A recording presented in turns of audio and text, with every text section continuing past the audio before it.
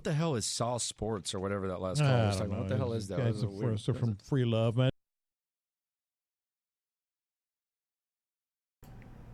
What's the motherfucking deal, man? Welcome to Sauce Sports. If you're not familiar with Sauce Sports is the Houston Texans Homer Network. It means we're talking all sports, but only Houston. I am your host, Honcho. I'm glad you could join me this evening. Tonight, it might not be a very long sauce, might be on the shorter side. I got a couple of things I got to take care of, but I told you I'm going to start getting back to the regularly scheduled programming, back the way that it should be. And so, like I said, with this being the first, I figured why not start today, getting back. So we're going to be back to the sauce at 7, how we were doing it. And then, like I say, for those who rock with the den, we're going to get back to the den at 10. You know how that goes. So I'm glad that you could join. Like I said, we're going to talk about trending Texans. We may or may not take calls, just depending on how long it goes. We'll see for sure. But like I say, it's just a few things that I want to talk about, a few things that I want to discuss, with this conversation. But before we dive all the way in, make sure you're following all the proper Sauce social media, Sauce Sports HTX on Instagram and Twitter. Make sure you like the Sauce Sports Facebook page. And if you're on Facebook, I know they say it's for the old folk. Y'all call us old. We on Facebook. Share it with your grandma if she's a Texas fan, with your daddy, your uncle, whoever that may be Texas fan, maybe Houston sports fans, because, again, we're starting to ramp this thing all the way up. If you're not subscribed to saucesports.tv or the second Sauce channel, Sauce Sports TV, the link is in the description below. Shout out to Hector, man. He's been putting in a lot of work, giving the Dynamos and Astros coverage. Rockets preseason started last night, so we're going to have that amped up. It's going to be a lot of content coming out on that channel, so make sure you stay tuned to that if you are an H-Town fan of any other H-Town sports. But let's get into this Texas conversation. Let's see who we got joining us, and then let's get into what needs to happen around this camp, and the good and the bad. So, Edwin, what's the motherfucking deal? YT Ace, what's the motherfucking deal? Travion Watson, Nacho Cheese, Asmel, what's the motherfucking deal? Rigo, what's the motherfucking deal? Let me see. 3 Honks, what's the motherfucking deal? Real Swift, what's the motherfucking deal? Charles Montgomery, what's the motherfucking deal? War, let's see. Aru Johnson, what's the motherfucking deal? Jabari Clayton, what's the motherfucking deal? Sean Real Lido, what's the motherfucking deal? Thomas Brown, what's the motherfucking deal? Let me see. Look, Jack, if I missed you, I ain't dish you. I see Moneybag. I see Dude Doe. I see Roel. I see Nady Dog. What's the motherfucking deal? Be for real. Roger in the building. Crazy. What's the motherfucking deal? Crazy Q. I'm sorry. Jason S. Front Runner. What's the motherfucking deal? Let's get into it, though, man. Let's talk about it. G-Chop, H-Town Sports. What's happening? So, a lot of stuff going on. Yeah, in the 5 takes, I know somebody was like, "Oh, you ain't shout out Whitney." Well, I mean, Whitney been getting love in all the takes, so that's the only reason I wanted to switch it up a little bit. I think Zach has been playing well and been getting overlooked a little bit. That he is making significant improvement. I thought Zach played a solid game, having to cover Christian Montgomery and Greg Olsen at times. So I had to give Zach a little bit of love on that last one. Of course, Whitney has been doing what he's been doing. Watt had a solid game. Just really, really wish he could have solidified that. And so it's also a couple of things I want to clear up. It's some things I want to clear up, okay? And when it comes to the sauce, like I said, it might be a shorter sauce. So, why not, as we're getting back into the swing of things on the regularly scheduled program, and why not address a few things, okay? So someone stated, and like I said, I ain't going to put nobody out there like that. They felt that the way that I addressed J.J. Watt, they thought it was a personal or a racial issue or something like that, right? Let me explain something to you. What's the saying? With great responsibility, or with great power comes great responsibility, right? With JJ being who he is, 3-time Defensive Player of the Year, situations like that, you set a higher standard for certain people at your job, right? And it's a fucked up thing, but it's like this. Think about your job. Now, you could be the lazy person at your job, so I might be talking about you, but I might not. If you know the hardest working person at your job, it might be you, might be somebody else, but the person who goes all in, never miss a day, they put in all kind of work, they just have this higher expectation of them. Then you got that motherfucker who's barely clinging on, shows up late every day, sometimes, don't show up at all, no call, no show, barely halfway working whenever he is there, but you come to have those expectations of that person, right? You come to have those expectations of the person who does good, you expect good from them. The person who does bad, that's just who they are.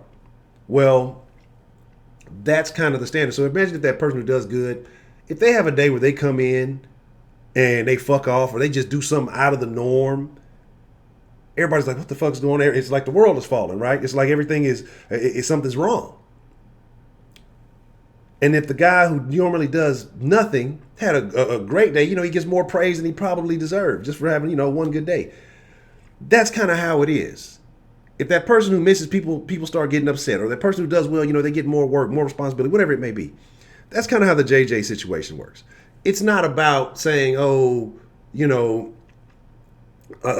out everything he does. He's the man, right? If you're the man, you have more eyes, more responsibility, more people watching every fucking move you make, right? JJ gets more camera time than anybody. Whitney was out there making plays. They got the camera on JJ. What is he doing? Why isn't JJ making a play yet? So all I'm saying is, Professor Trill McCarty, what's the motherfucking deal? So all I'm saying is, when I point out stuff with JJ, I don't know why y'all feel like I'm picking on him or something.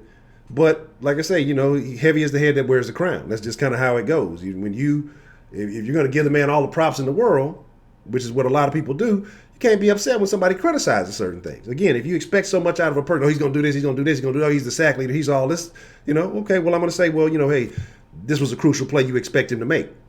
I don't see how you get upset with that. Has nothing to do with race, has nothing to do with issue. I don't ever speak about race on this channel. You feel me? I never say anything racial. I have no issues with So if somebody has a feeling or a thought about race, yes, I'm gonna let them speak because I'm a firm believer in free speech. Just because I let them say that doesn't necessarily I endorse everything that they believe in. But again, like I said, I'm a firm believer in allowing a person to have a right to speak their mind. Now, if you come to the den, I'm gonna say all kind of racial shit. I'm a racist motherfucker in the den. But anyway, shout out to young Eric Gold. What's the motherfucking deal, man? And so, but anyway, all of that stuff is like I say, man, I'm gonna let people speak. I'm a firm believer. And that's the point of the sauce. Whether you agree, whether you disagree, whether you have a different view. Like I said, that's why I say y'all are fresh ingredients. Every ingredient has a different taste. It brings a different flavor. And that's what makes the flavor so fresh, man. Everybody bringing their own opinions. Everybody bringing their own thoughts. And that's what it's all about. That's what I want people to understand. So just because it's something a little different than you may be used to hearing, or it may be a little something different than you get from the mainstream, then, you just kind of adjust a little bit, man. That's all it is. It's like you just got to adjust a little bit. It's fans talking to fans. That's the whole deal. So the same way that you would be out at the bar talking to your homeboys or at your friend's house or wherever you go, if they come to your house, you barbecue and y'all talking shit and you speaking real freely about it. That's the way that the sauce is supposed to be. That's it's a digital version, but that's the energy that you're supposed to bring. Now, y'all see Professor Trill calling, he be talking big shit, or whoever it may be. That's the energy, man. Bring that energy. That's what it's about. Like, it's not about, man, feel free to speak your fucking mind. That's what the sauce is all about, man. I'm a very unfiltered person. That's how I operate. Now, let's talk about these Texans, man. Let's talk about what's going on. A lot of fingers, a lot of blame to point all over the place. We can point it Bill O'Brien. That's an easy thing to do. We can point it to Deshaun Watson. That's a relatively easy thing to do. Some people want to point at the offensive line, and I'm gonna be honest. I'm easing up off the gas on the offensive line for a couple of reasons. I think that they, as a whole, have been playing better. But what I think is what people fail to acknowledge is when it comes to the sacks, it's either Watson held the ball too long, it's Watson's fault, or the offensive line is trash, right? But there is a thing called coverage sacks, right? We talk about coverage sacks, and it's not, you don't get a sack for covering somebody, but we talk about that. And so this is where I start to have issues, and this is why I say there's enough blame to kind of spread around. Yeah, you can say, hey, Watson needs to throw that away. There are scenarios where he should probably throw the ball away. There are scenarios where he doesn't have a lot of time to operate. Sometimes the offensive line whips. And then there's situations where I think Watson ticks a little bit differently. We talk about, he always wants to make the big play. When you've done a certain thing your whole life a certain way, it becomes human nature. And I think it's hard for a lot of people to change, a lot of people to break out of that. It's very difficult. And I think it's a combination of a few things that is making it hard for him to make that adjustment. But I, for one, don't want to see that adjustment happen. Because if you take away the guy that holds the ball, that extends plays, that takes broken plays and turns something into turns nothing into something, then I think you take away the whole dynamic that made this guy a winner, that made this guy a national champion, that made this guy great. I have issues with O'Brien. I do. But my main issues with O'Brien, it's almost like an integrity factor. You know what I mean? And it's like, the thing is, I think everybody's tired of, we got to coach better. Or I don't know, I don't have answers. Like, I don't understand how you have faith, how you believe like this is the guy that's going to take you to the promised land. I don't know. You watch a Billy O press conference and you watch some of these other coaches around the league, and it's just a different feel. Maybe because, we have a vested interest in what Bill O'Brien is doing. So maybe we're looking at it with a little bit more scrutiny, that there is an emotional investment there. If the team doesn't win, we're upset. Or if you betting on your, don't bet on your team. Bet against them, because if you you take 2 L's in a day, it could be detrimental. But I've told y'all before what I think needs to happen with Bill O'Brien. I don't think he's the guy that'll ever lead the Texans to the promised land. I think he's a guy that has to take that L, which means getting fired, recalibrating, and then going to the next level and figuring out what he did wrong and becoming a better coach. I'm gonna be honest. It was a last minute thing. Hold on one second.